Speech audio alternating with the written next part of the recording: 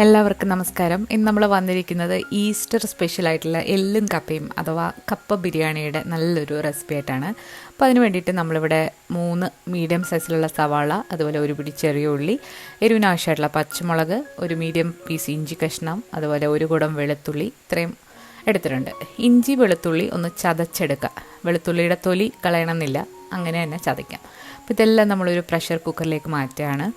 നമ്മൾ എല്ലോട് കൂടിയിട്ടുള്ള ബീഫ് വെച്ചിട്ടാണ് ഈ റെസിപ്പി ചെയ്യുന്നത്. കുറച്ച് തേങ്ങാക്കൊത്ത് ഇട്ട് കൊടുക്കുന്നുണ്ട്. പിന്നെ ഒരു തക്കാളി, കറിവേപ്പില, 1/2 ടീസ്പൂൺ മഞ്ഞൾപ്പൊടി, നമ്മൾ ചേർക്കുന്നത് മല്ലിപ്പൊടിയാണ്. 2.5 ടേബിൾ സ്പൂൺ മല്ലിപ്പൊടി നമ്മളിതിലേക്ക് ചേർക്കാം.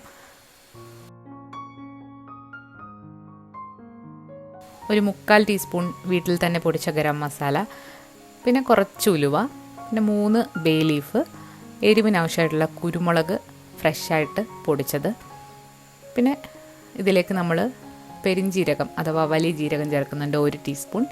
ആവശ്യത്തിനുള്ള ഉപ്പും കൂടി ചേർത്തിട്ട് കൈ വെച്ചിട്ട് ഇത് നന്നായിട്ടൊന്ന് മിക്സ് ചെയ്തെടുക്കണം. നന്നായിട്ട് മിക്സ് ചെയ്തെടുത്തിട്ടുണ്ട്. ഇനി ഇതിലേക്ക് നമ്മൾ എല്ലോട് കൂടിയിട്ടുള്ള ബീഫാണ് ചേർക്കുന്നത്. അപ്പോൾ ഇത് ഇവിടെ ഇങ്ങനെ പാക്കറ്റിൽ വാങ്ങിക്കാൻ കിട്ടിയതാണ് എല്ലോട് കൂടിയിട്ടുള്ള ബീഫ്. അപ്പം ഇത് കൂടുതലും എല്ലാണ്, കുറച്ച് മാംസമാണുള്ളത്. അപ്പോൾ അങ്ങനെ കപ്പ ബിരിയാണി വെക്കുമ്പോഴാണ് കറക്റ്റ് ടേസ്റ്റ് കിട്ടുന്നത്. ഈ ബീഫ് വന്നിട്ട് 1 കിലോ ആണുള്ളത്. അപ്പോൾ നന്നായിട്ട് കൈവച്ചിട്ട് മിക്സ് ചെയ്ത് കൊടുക്കാം.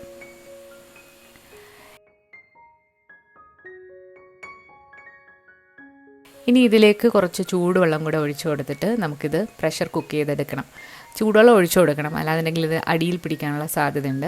അപ്പം അടച്ചു വെച്ചിട്ട് മീഡിയം ഫ്ലെയിമിലിട്ട് നമുക്കിത് വേവുന്ന വരെ വേവിക്കാം. അപ്പോൾ ഈ ബീഫിന് നല്ല വേവുണ്ടായിരുന്നു. അപ്പോൾ ഞാനൊരു 6-7 വിസിലടിച്ചിട്ടാണ് അത് വെന്ത് വന്നത്. ഇനി ഒരു വലിയ പാത്രത്തിൽ കുറച്ചധികം വെള്ളം നമ്മൾ ചൂടാക്കാൻ വെച്ചിട്ടുണ്ട്. ഇതിൽ നമ്മൾ കപ്പ വേവിക്കാൻ പോവാണ്. ഒരു 1/4 ടീസ്പൂൺ മഞ്ഞൾപ്പൊടിയും ആവശ്യത്തിനുള്ള ഉപ്പും കൂടെ ചേർത്തിട്ട് നമുക്ക് നന്നായിട്ട് കഴുകി വൃത്തിയാക്കി വെച്ചിരിക്കുന്ന കപ്പ ഇതിലേക്ക് ചേർക്കാം. മീഡിയം പീസ് കഷ്ണങ്ങളാക്കി മുറിച്ച് വെച്ചിരിക്കുന്ന കപ്പയാണ്. കപ്പ ചേർത്തിട്ട് ഒരു 1/4 വേവാകുന്നവരെ നമുക്കിതിലിട്ട് നന്നായിട്ടൊന്ന് തിളപ്പിച്ചെടുക്കണം. കപ്പ ഏകദേശം ഒരു 1/4 വേവായിട്ടുണ്ട്.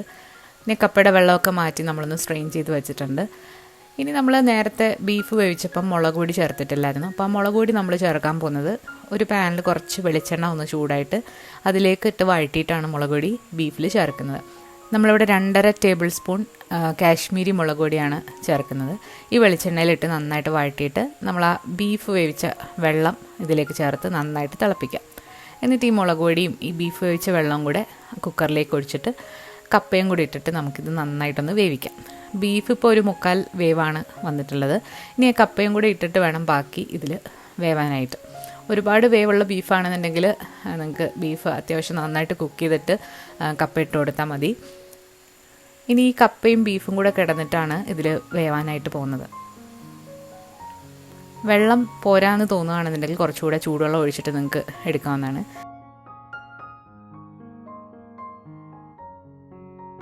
കുറച്ചുകൂടെ ഒരു വിസ്താരമുള്ളൊരു പാത്രത്തിലേക്ക് ഞാനിപ്പോൾ ഇത് മാറ്റിയിട്ടുണ്ട്. അപ്പോൾ ഇത്തവണ കിട്ടിയ കപ്പ നന്നായിട്ട് വേവുള്ള കപ്പയായിരുന്നു. അപ്പോൾ അത് വേവാനായിട്ട് കുറച്ച് സമയം എടുത്തു. നന്നായിട്ട് ഇളക്കി യോജിപ്പിക്കുകയാണ്. അപ്പോൾ വളരെ രുചികരമായിട്ടുള്ള കപ്പ ബിരിയാണി ഇവിടെ റെഡി ആയിട്ടുണ്ട്. ഉപ്പൊക്കെ നോക്കിയിട്ട് അഡ്ജസ്റ്റ് ചെയ്യുക. അതുപോലെ നമ്മൾ കുറച്ച് മല്ലിയിലയും അതുപോലെ നൈറ്റ് അവസാനം കുറച്ച് സവാള അരിഞ്ഞതും കൂടി ഇട്ട് കൊടുത്താൽ നല്ല ടേസ്റ്റി ആയിട്ടുള്ള നല്ല സ്പൈസി ആയിട്ടുള്ള കപ്പ ബിരിയാണി റെഡി ആയിട്ടുണ്ട്. അപ്പോൾ ഈ ഈസ്റ്ററിന് എല്ലാവരും ട്രൈ ചെയ്ത് നോക്കിയിട്ട് നിങ്ങളുടെ അഭിപ്രായങ്ങൾ അറിയിക്കാൻ മറക്കരുത്. പുതിയൊരു റെസിപ്പി വീഡിയോ ആയിട്ട് നമുക്ക് വീണ്ടും കാണാം. താങ്ക്